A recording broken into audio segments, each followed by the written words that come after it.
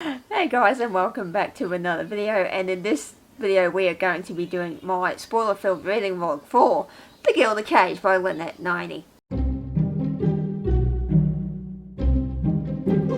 So for those of you who are unaware, this is book 2 in the Prison Healer trilogy, and in the Prison Healer we follow a young girl called Kiva who has been basically locked away in a death prison for the past 10 years.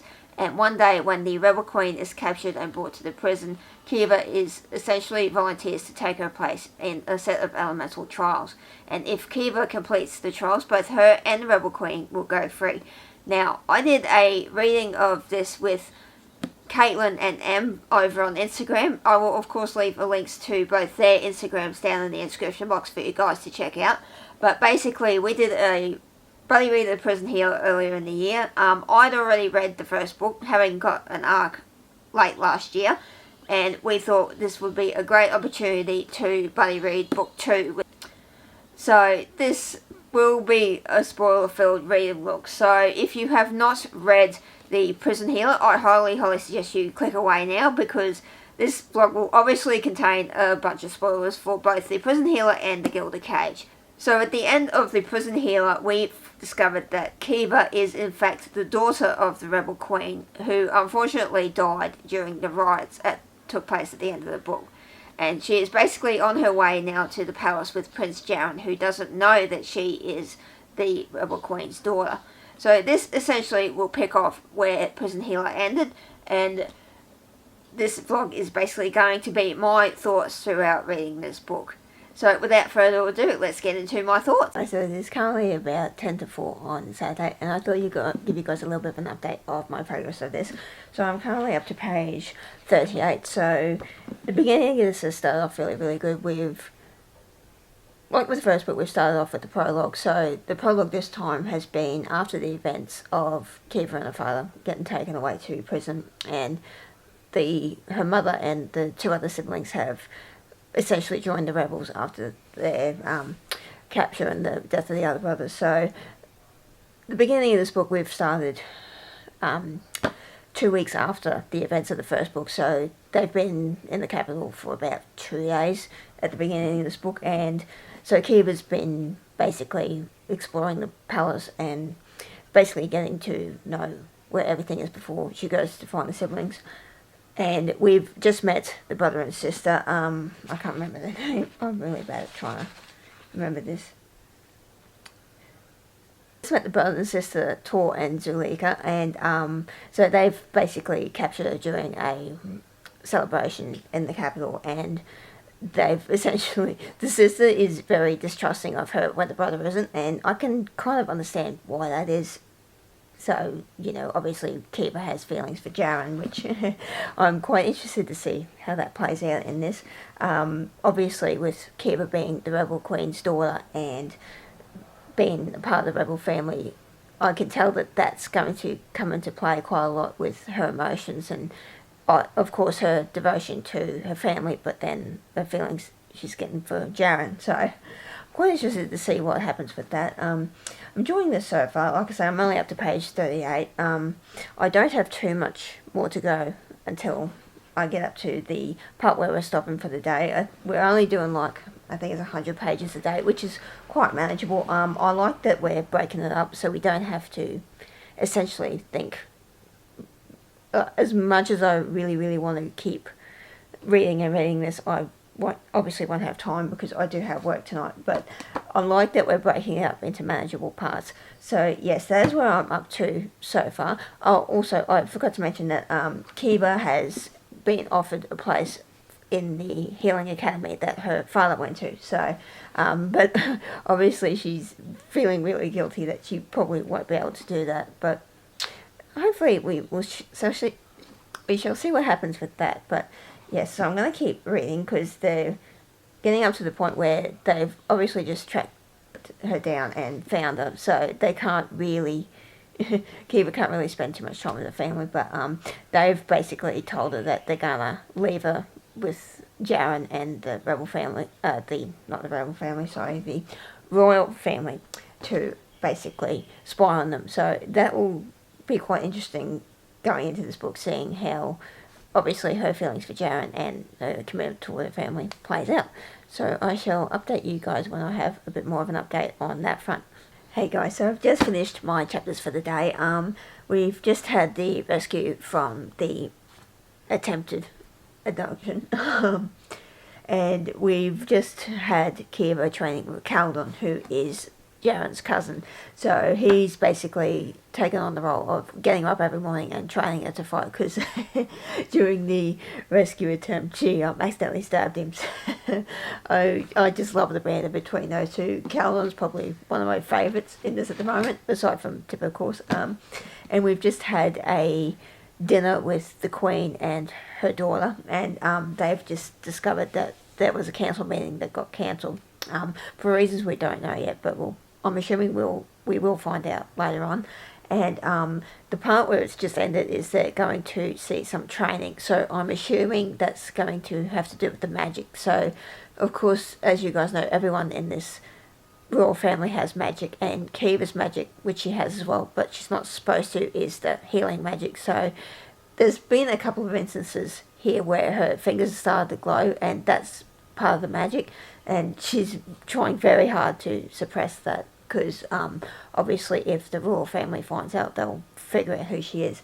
So I'm quite interested to see where this goes in further chapters. I'm not going to read anymore because, like I say, I am buddy reading with this with Caitlin, and I know some others are joining us as well.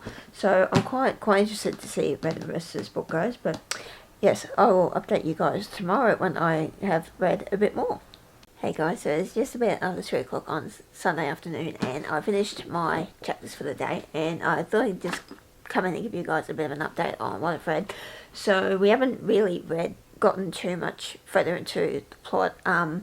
We've had Kiva spy on a meeting of the council by hiding in a cupboard, and we didn't find out too much in that, apart from the fact that one of the neighbouring kingdoms is kind of essentially threatening the country with war, and that we also find out that Jaren knew about Kiva's arrest and who her father was, but not their real heritage. So he didn't know about that, which is quite a good thing. Other than that, not much has happened. We have met another character called Ress, who is a healer at the academy where Kiva first went in the beginning, and she's essentially befriended Kiva and taken her to this town where her siblings are supposed to be resided. And I do have kind of a couple of suspicions about her. I feel that she knows more than she lets on, and Kiva herself has said that there's a little bit of maybe she knows more than she does, and I'm inclined to believe that as well. Really the only other thing we found out is that Kiva has only just gone back to see the brother and sister at this town, and we have discovered that her grandmother is alive, and because she's been having trouble with the magic and she can't control it, and she's had this slip up in front of Ress, so she's basically gone to meet her brother and sister and find out why this is happening and how she can sort of control it, because obviously if she gets caught out using it, everything goes to shit. So yeah, they've basically told her that after their father died, their mother went to see their grandmother, and she basically threw them out because she didn't want anything to do with them. But the grandmother also has the dagger, which obviously is on the front of this, and apparently it's a family heirloom that was passed down through generations, and basically the grandmother is the only one who can possibly tell Kiva about her magic and how to control it, pretty much. But they're not very confident that the grandmother will help because of the fact that she threw them out earlier. So yeah, really that's all we've found out plot-wise in the chapters I have read today. It was interesting. I was talking to Caitlin and last night after we read the first lot, and with the romance aspect of it, Caitlin and I are getting a lot of Sarah J. Maas vibes when it comes to the romance. So if you've read the A Court of Thorns and Roses series, you'll know what I'm talking about with that.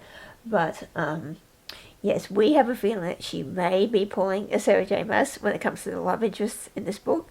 So it's been very interesting to see whether or not that plays out, or whether she's just throwing in Calden as a potential love interest, but not an actual love interest, if you know what I mean. But it'll be interesting to see how that plays out. And but Em and I are pretty much team Corin. I do still like Jaren as a character. I just think that Calden is more Kiva's type. But like I said, it'll be very interesting to see how the romance plays out, because we haven't had a lot of that. We have had an intimate moment with him and Kiva when she's had a nightmare, and Jaren's basically come in to comfort her, and they've nearly kissed maybe about once. But I feel like this, if they do get together, it's going to be a very slow burn romance. It's not going to be immediate. But yes, we shall see how this goes. Like I say, I'm only up to the second half of our read through. Still quite enjoying this so far. It's probably sitting on a 4-star rating at the moment.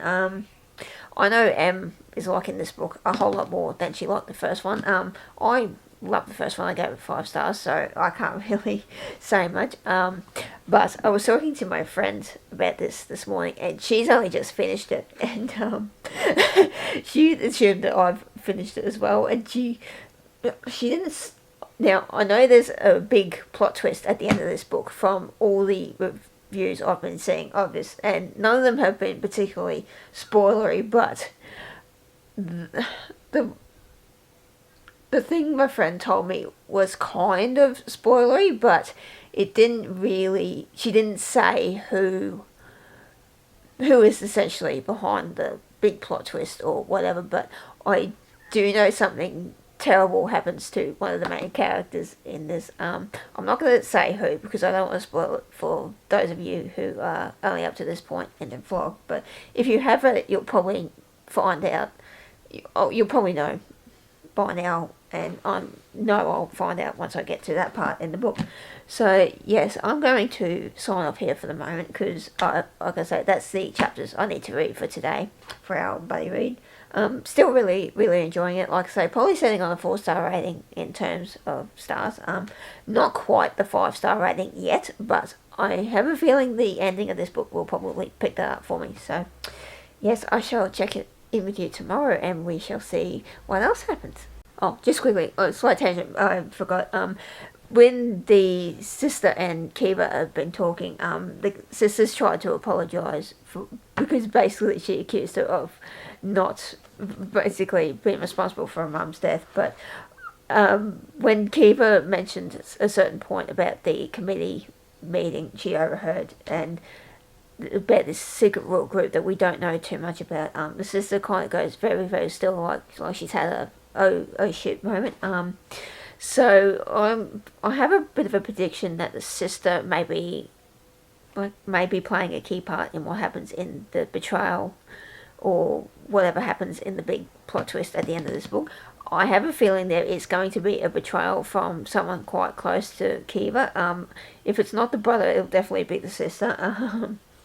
Just seeing another person's reaction to the ending, and there was a comment she made about the family aspect of the book, and how Kiva struggled with trying to be loyal to her family, but then as she's getting to know the royal family more, she's finding that, well, hang on, these guys aren't as bad as what I've been perceiving them. So yeah, I'm quite interested to see whether my prediction turns out to be right, but we shall keep reading and find out. Hey guys, I thought I'd give you guys a reading update on the Gilded Cage. I'm now up to page 260, and we've learned a couple of things in this part. We've learned that the king is dying from an illness, and basically he's been terminally ill. So yeah, Kiva's having a lot of guilt over that, and the fact that the more she gets closer to the family, the more it's gonna hurt when she betrays them. And then we had a scene with Tip giving her a portrait he painted of her and Jaren and the kingdom with crowns on her head. So, that really hurt my heart. Knowing that Kiva feels so much guilt about having to betray them eventually. We also managed to meet the grandmother after Kiva drugged Calden, which he was not too happy about. And so she met her grandmother and she has given her this concoction to basically suppress the magic for 3 days until she can come back again and get some more. I don't necessarily trust the grandmother too much. I think she may have a part to play later on in the story. But yeah, after Kiva got back Calden, because Tip had caught her drugging him before she took off, and he basically had to spill the beans after she'd been gone for too long. And Calden wasn't too happy with her about that, so they got into a big argument, and then Kiva's gone to apologise, and I'm definitely getting love triangle vibes from the conversation they had in the book, that part. I feel that it may possibly happen. I'm getting very similar Sarah J. Maas vibes from that. We shall see if that does happen later on, but yeah. So, what else did I have to say? And Calden's been concerned that the abduction of Kiva that was performed by her brother and sister at the beginning was possibly somebody else. We also found out early on in the book, I don't know if I mentioned this, but the Tilda made a deal with the king of the kingdom that's threatening to invade to be taken to Zalandorf so she could see her daughter, and there's been talk of this deal that the Queen made, but we don't know exactly what that is.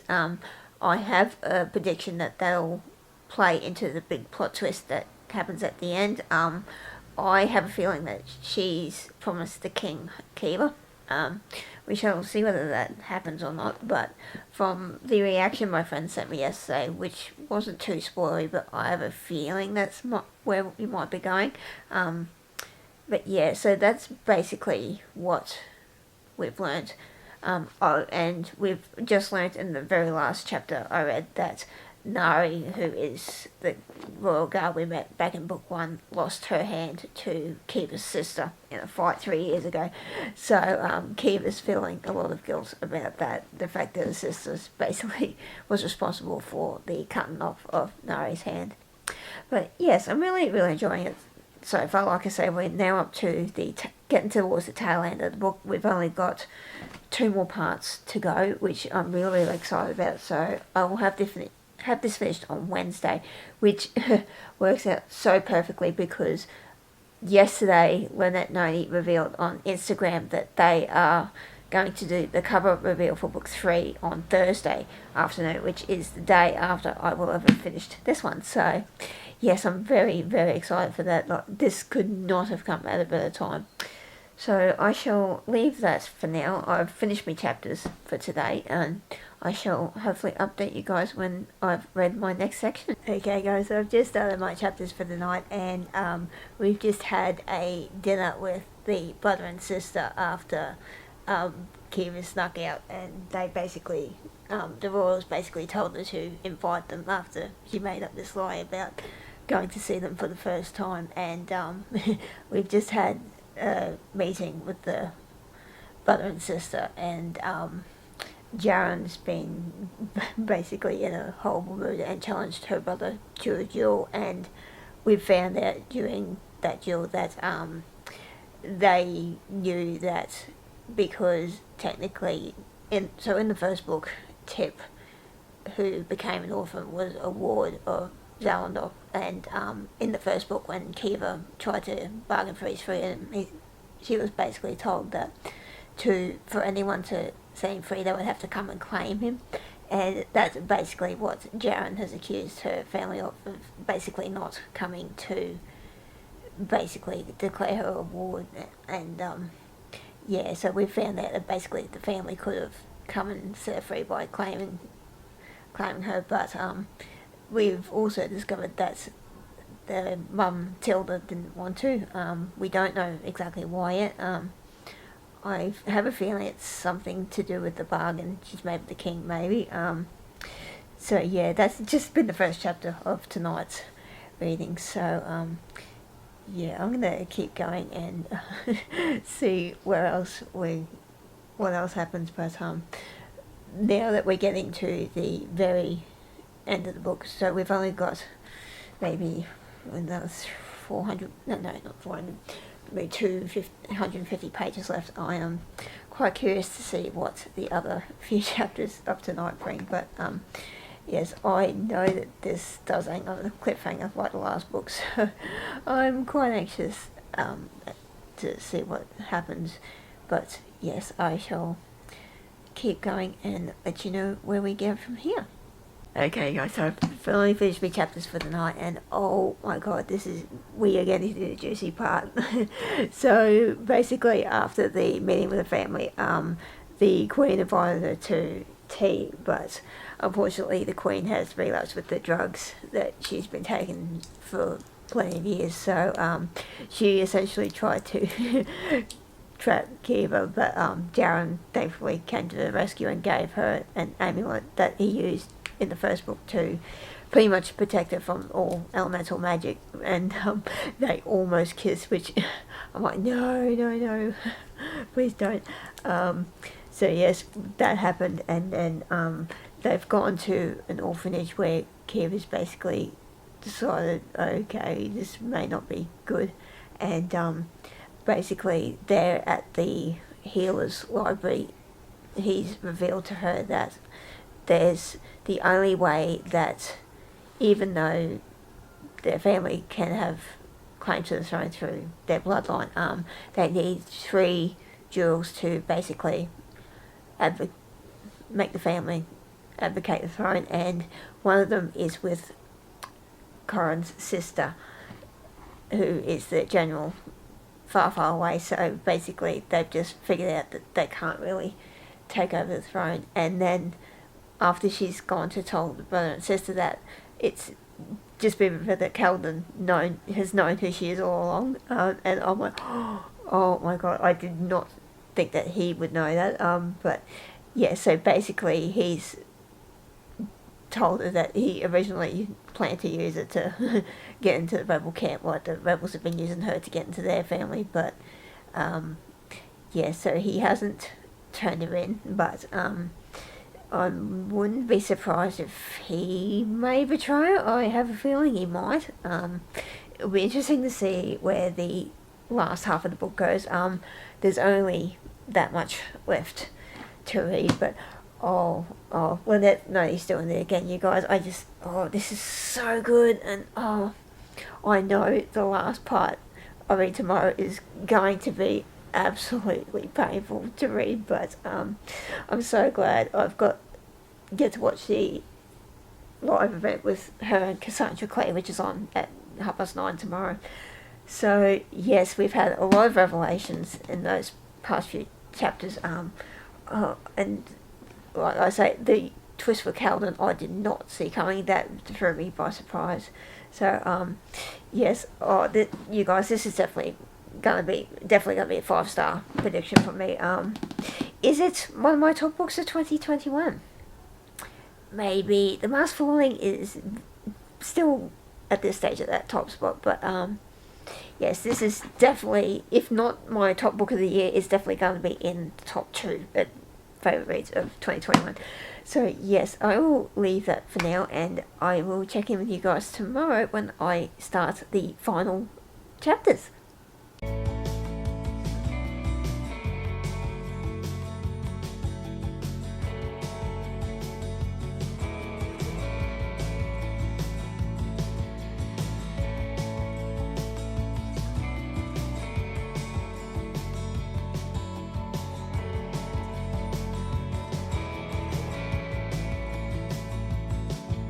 Hey guys, so it is now about 1:30 on Wednesday afternoon, and I'm just about to start my final chapters of the Gilded Cage for this vlog.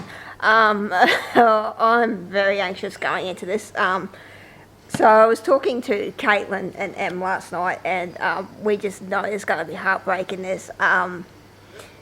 Caitlin and I believe that the sister is going to be part of the massive betrayal that's supposed to be coming up. Yeah, basically her behaviour throughout this has been very, very sketchy, and I'm like, yeah, she's going to betray you, sweetheart. So I kind of, going into that knowing that's going to be the possibility is not, it's still going to hurt, I know. But yes, I'm very, very anxious to finish this off, because I know we are going to have to wait until June next year for books 3. So yes, I'm going to try and finish this afternoon before anyone comes home, because I don't think my family needs to hear me squealing like I will. But yes, so I'm going to get started, and yes, wish me luck, because I'm going to need it.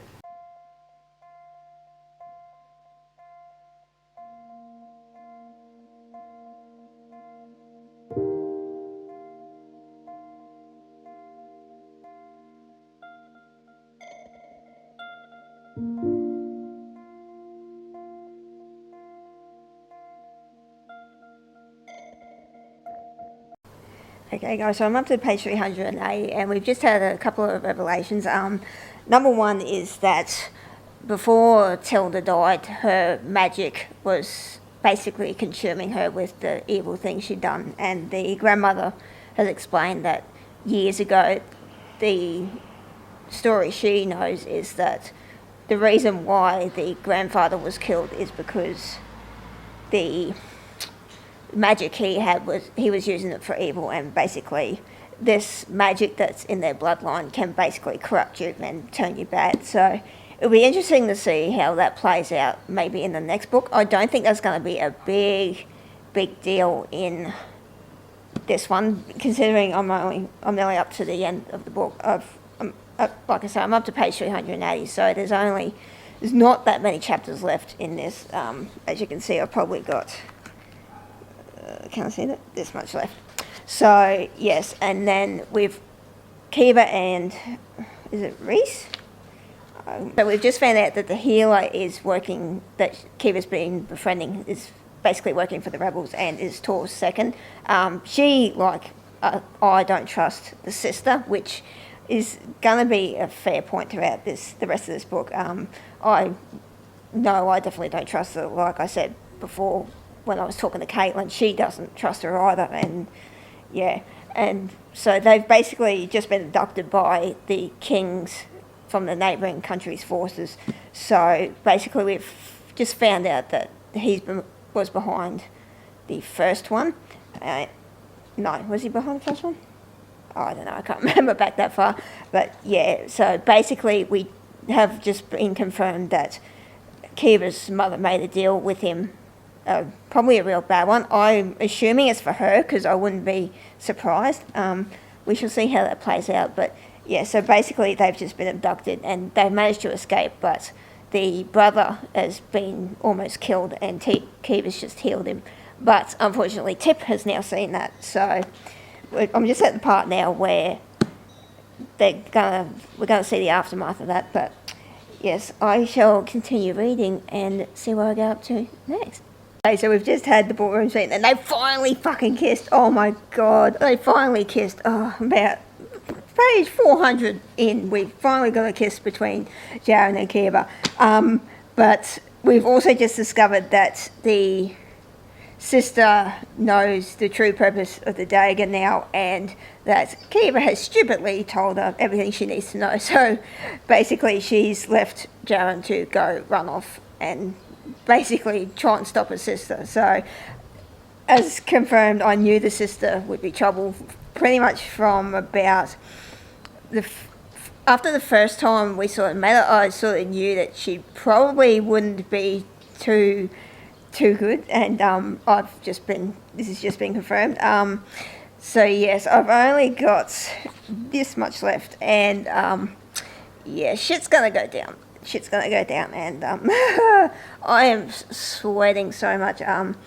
Not only from this, but because it is about 30 degrees here at the moment, and it is so hot, which doesn't really help me, because I'm just, I know shit's gonna go bad, and it's just, how can you play, how the fuck did she do this? You know I know it's coming, but it's still not going to hurt any less than I know. So, yes, I'm going to keep going and basically finish this off. Because, yeah, shit's going to go down.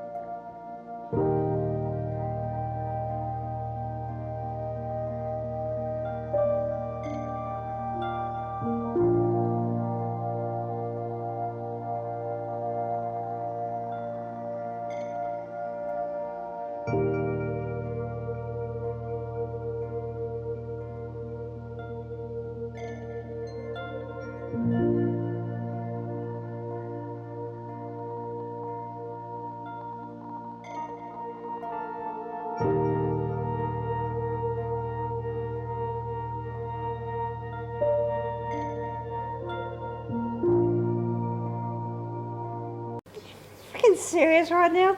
Just, okay. I'm sorry, what?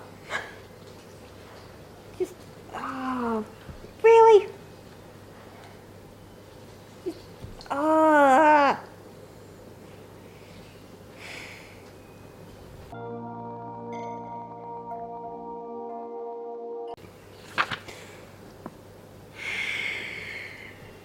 seriously?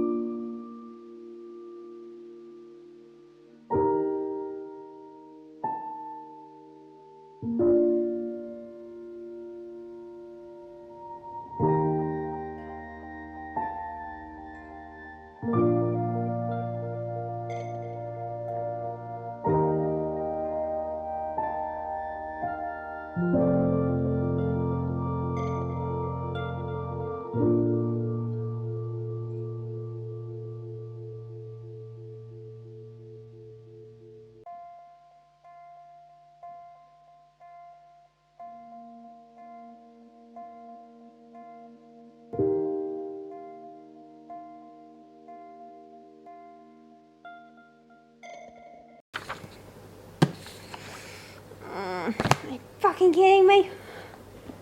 Oh, just... Why? Why?